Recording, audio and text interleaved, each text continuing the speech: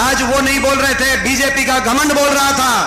उन्होंने कहा संदीप सिंह मंत्री है, मंत्री रहेगा, मंत्री रहेगा। और आज मैं भी महम में कहना चाहता हूं, बीजेपी का ये घमंड टूटेगा, टूटेगा, टूटेगा। नारा बदल दिया, पहचान बदल दी, ना जय जवान छोड़ा, ना जय किसान छोड़ा।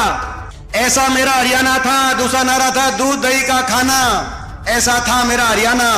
अब नशे में नंबर 1 हरियाणा बन गया। आपको मैं चुनौती देता हूं, पूरी भाजपा को, इस संविधान को 1 इंच भी हम हिलने नहीं देंगे। मैं आज आपको चुनौती देना चाहता हूं भाजपा को। चंडीगढ़ के मेयर के चुनाव में देख लिया होगा कि लोकतंत्र का गला कैसे घोटा जाता है। इनको भी पता है, इसीलिए हम निशाने पे हैं। नारा भाजपा का क्या आया? जो देगा हमें चंदा उसको देंगे हम धंधा, जो देगा चंदा उसको देंगे धंधा, और कोई अगर नहीं दे सका चंदा तो उसको देंगे ईडी का डंडा। यह भाजपा का नारा है। महिलाओं की बात करते हैं, महिला सम्मान की बात करते हैं, लेकिन ये वो प्रदेश में ऐसा भी उदाहरण बनाए इन 10 साल में, जब हमारी बहन बेटियां अपने लिए न्याय मांग रही थी, वो कुछ और नहीं मांग रही थी, कह रही थी कि हमें न्याय मिले। ये वो सरकार है जिस सरकार ने एक सत्ता में बैठे किसी व्यक्ति ने नहीं कहा कि आपको न्याय मिलेगा, जायज कार्रवाई होगी, जो कोई दोषी होगा उस पर सजा होगी, आपको न्याय मिलेगा। दिल्ली की सड़कों पे, जंतर मंतर पे हमारी बेटियों को जब घसीटा जा रहा था तो मूक दर्शक बनी हुई थी बीजेपी जेजेपी की सरकार और उनके सारे प्रतिनिधि। महिलाओं का तिरस्कार हुआ तो हरियाणा में, और जब चंडीगढ़ के अंदर विधानसभा में जब बात उठाई गई कि एक संदीप सिंह मंत्री है खेल विभाग के, उन्हीं के महकमे की एक हमारी बेटी जो कोच है, उनके ऊपर दुष्कर्म का आरोप लगा है, दुर्व्यवहार का आरोप लगा है। जब रक्षक ही भक्षक हो जाए तो जनता कहां जाए? क्या कसूर था उन बेटियों को जिनको दिल्ली की सड़कों पे घसीटा गया, और क्या कसूर था उस बेटी का जिसने, और जब ये आरोप लगा और चंडीगढ़ की विधानसभा में खड़े होकर हुड्डा साहब ने कहा कि उसका इस्तीफा होना चाहिए, तो मुख्यमंत्री जी ने कहा भाज वो नहीं बोल रहे थे, बीजेपी का घमंड बोल रहा था। उन्होंने कहा संदीप सिंह मंत्री है, मंत्री रहेगा, मंत्री रहेगा। और आज मैं भी महम में कहना चाहता हूं, बीजेपी का ये घमंड टूटेगा, टूटेगा, टूटेगा।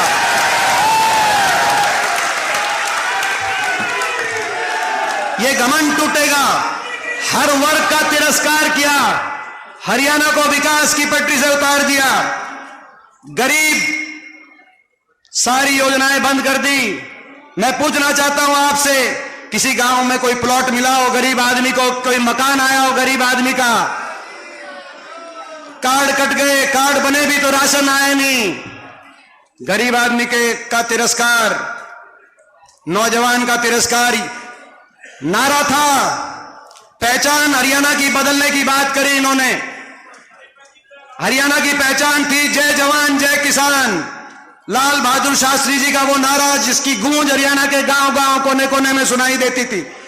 ना तो जय किसान छोड़ा, किसान आंदोलन में इतना बड़ा तिरस्कार कैसे भूल जाए उन 750 एक परिवार के पास। परिवार के घर में मैं गया, किसी का बूढ़ा बाप था तो किसी का बेटा था, भालू बैठा है। जब पहला किसान वापस आया बॉर्डर से, बड़ौदा के गांव में 3 बेटियां थी। बड़ौदा गांव का एक ऐसा किसान था, 3 बेटियां थी, 1 एकड़ 1 किले का जमींदार था। कैसे उनकी कैसे शिक्षा होगी, कैसे उनकी आगे ब्याह शादी होगी। धरने जब वापिस आए, जय जवान जय किसान था, ना तो जय किसान छोड़ा और ना जय जवान छोड़ा। अग्निपथ योजना ले आए, 4 साल में फौज से वापस बिना पेंशन के वापस आ जाओ। और उसके ऊपर तिरस्कार ऐसा कि भाजपा के राष्ट्रीय महासचिव का बयान आया कैलाश विजयवर्गीय का, जब हमने कहा कि 4 साल में बिना पेंशन के वापस आ जाएगा तो कहां रोजगार मिलेगा, तो कहा कि बीजेपी के बड़े आलीशान हम दफ्तर खोल रहे हैं, इन दफ्तरों के बाहर चौकीदार का काम करने के लिए काम आएगा। ये तिरस्कार, ये घमंड ये घमंड तोड़ने का समय आ गया। जय जवान जय किसान नारा बदल दिया, पहचान बदल दी। ना जय जवान छोड़ा, ना जय किसान छोड़ा। ऐसा मेरा हरियाणा था। दूसरा नारा था दूध दही का खाना, ऐसा था मेरा हरियाणा। अब नशे में नंबर 1 हरियाणा बन गया। खिलाड़ियों का तिरस्कार, न खेल की तरफ न फौज की तरफ। गांव के स्टेडियम जहां सुबह रेस के लिए, दंड बैठक करने के लिए जहां पर होड़ लगती थी वो खाली हो गए। वो कोचिंग सेंटर खाली हो गए जहां कोचिंग लेकर फौज में जाता था, सीआरपीएफ बेसे में जाता था। और हरियाणा के अंदर ना जय जवान छोड़ा, ना जय किसान छोड़ा और ना जय संविधान छोड़ा। संविधान भी नहीं छोड़ा। संविधान को कुचलने के लिए कदम बढ़ाए। संवैधानिक अधिकार हर वर्ग के छीनने का काम ये सरकार कर रही है। सरकारी पद समाप्त कर दिए गए। 18 लाख पद केंद्र सरकार के और 2 लाख पद हरियाणा सरकार के समाप्त कर दिए गए। और जो भर्ती हुई उनमें या तो हरियाणा के बाहर के कोई पक्की भर्ती हुई और उसके बाद बचे कुछ ही जो नौकरी है वो कौशल निगम के माध्यम से कच्ची भर्ती, जैसे अग्निपथ के माध्यम से कच्ची भर्ती नारा दे दिया। अभी एक बीजेपी के सांसद का बयान आया कर्नाटक से, जो लोकसभा में मेरे साथी रहे हैं और इस बार भी लोकसभा में हैं, आनंद हेगड़े। उनका बयान आया कि 400 पार का नारा इसीलिए दिया हमने कि हम संविधान को बहुमत मिलते ही संविधान को हम तोड़ने का काम करेंगे। मैं उनको कहना चाहता हूं, आप मेरे साथी रहे हो, आपको दोबारा मिलेंगे लोकसभा में, अगर मौका मिलेगा आपको मिलेंगे। ये संविधान हमारे देश के महापुरुषों ने बड़े पुरुषार्थ करके संविधान, देश की आजादी की लड़ाई लड़ी, संविधान की रचना हुई। ये वही संविधान है जिसमें बाबा साहब के नेतृत्व में संविधान, जिसमें मेरे स्वर्गीय दादाजी चौधरी रणबीर सिंह जी के भी दस्तखत हैं। आपको मैं चुनौती देता हूं, पूरी भाजपा को, इस संविधान को 1 इंच भी हम हिलने नहीं देंगे। मैं आज आपको चुनौती देना चाहता हूं भाजपा को। ना जय संविधान, ना जय जवान छोड़ा, ना जय किसान छोड़ा, ना जय संविधान छोड़ा, ना जय नौजवान छोड़ा। इसीलिए राज्यसभा में जब आपने देखा होगा अंतिम दिन, जब अंतिम भाषण अभी आखिरी 1 महीने पहले जब सदन हुआ तो प्रधानमंत्री जी और सारी बीजेपी के सामने मैंने एक ही नारा दिया था। मैंने यही कहा था कि भाजपा वालों कान खोल के सुन लो, जय जवान, जय किसान, जय संविधान और जय नौजवान। मैं इस नारे की जीत होगी। तो आज इसकी लड़ाई है, हरियाणा को बचाने की भी लड़ाई है और भाई संविधान को बचाने की लड़ाई, लोकतंत्र को बचाने की भी लड़ाई है। लोकतंत्र का कैसे गला घोटा जाता है उसका नजारा आपके बेटे ने पिछले लोकसभा चुनाव में 2019 में अपनी आंखों से देख लिया था। आपने भी उसका नजारा चंडीगढ़ के मेयर के चुनाव में देख लिया होगा कि लोकतंत्र का गला कैसे घोटा जाता है। ये लोकतंत्र को भी बचाने की लड़ाई है। तो भाई मैं ये एक बात कहना चाहता हूं, इनके निशाने पे ये सीट है, रोहतक की सीट इनके निशाने पे है। अभी इनके अध्यक्ष आए थे जो अभी जिनको बदल के इनके मुख्यमंत्री हरियाणा बनने का अवसर मिला है, उन्होंने कहा कि 9 सीटों की जीत हमारी एक तरफ होगी, रोहतक की एक इनका नतीजा एक तरफ हो। अभी झज्जर में उनका एक स्टेटमेंट कुछ दिन पहले आया था।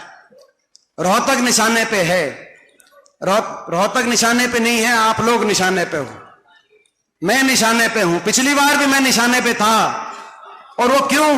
क्योंकि अपनी शक्ति को आप पहचानना, ये जो सीट है इसका नतीजा केवल एक सांसद बताने का नतीजा नहीं होगा। मैं आपको ये विश्वास दिलाता हूं, यहां से जो नतीजा आएगा आपके आशीर्वाद से, यहां से जब कांग्रेस जीतेगी, जब आपका मुझे आशीर्वाद मिलेगा, तो वो एक सांसद बनाने का ही काम नहीं करेगा, हरियाणा में आपकी अगली सरकार में वो नतीजा बनाने का काम करेगा।